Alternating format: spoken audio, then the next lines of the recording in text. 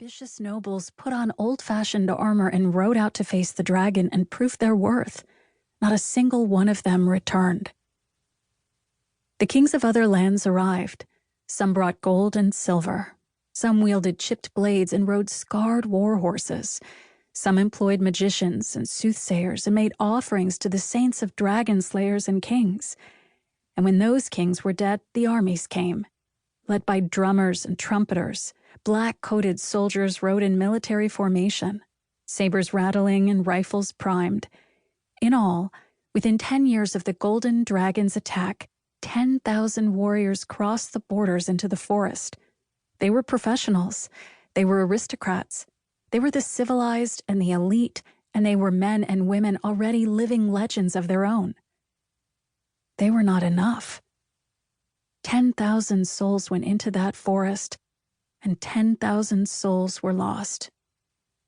In the end, the cleverest and the bravest were the people who fled, the ones who took what they could carry and ran and never looked back, the ones who abandoned fortune and birth and everything familiar and left the kingdom to the dragon. Of course, some stayed behind, and the dark things found them, for in the wake of the dragon, these things grew braver. Evil wrapped itself around the little village. Evil walked the crumbling streets. Evil lurked between stuccoed buildings. It looked down from the rafters with glowing eyes. It rattled its claws in the corners. It strangled the villagers in their beds. It dragged them to the depths of rivers. It snatched them up on quiet roads. It beckoned from shadowed eaves. Evil sang to them in the dark, candles burning, nights eternal. In time, the forest darkened. Its borders closed. For a long time, there was no hope.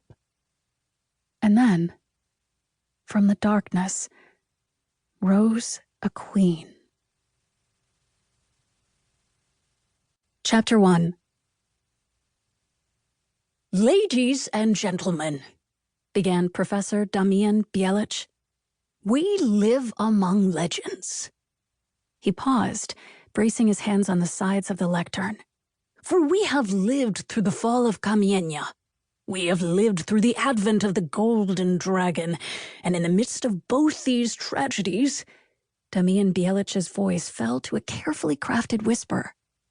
We have seen, nay, we have borne witness to the last of the wolf lords. A thrill ran through the auditorium. Shining heads bent toward one another. Throners ignored the tight collars digging into throats as they murmured their admiration for a brilliant speaker, their interest in a fascinating subject. The air rustled with low voices, and Damian Bielich waited before proceeding. In the back of the auditorium, leaning against the doorframe, Lukasz put his hands in his pockets. Outside, it was June. Outside, children were laughing, parents were scolding, and carriages were clattering. The streets were filled with fire breathers and ice cream vendors. Outside, the world was a riot of summer and sales, of bartering and bickering. Miasto was the greatest city in the world, and it was at its peak. But in here, in this moment, no one cared about the outside. Because in here, in this ageless dim, legends were being told.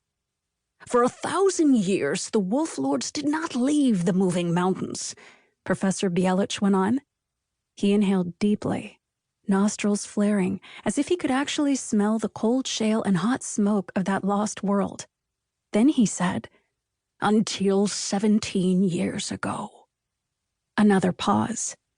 Until the Golden Dragon. His listeners were on edge. Lukasz could feel it. He could also see it, betrayed in the glances cast over shoulders, in the subtle twitches of those elegant faces. It was half fear, half hope. Maybe they had even come for the same reason as Lukasz had. Not just to listen to fairy tales, not just to learn of the wolf lords, but to see for themselves whether the gossip rags were true. Whether there really was, somewhere in these hollowed halls, an apophis dragon on the loose. For 10 centuries, Bielich was saying, the wolf lords lived in isolation and in a state of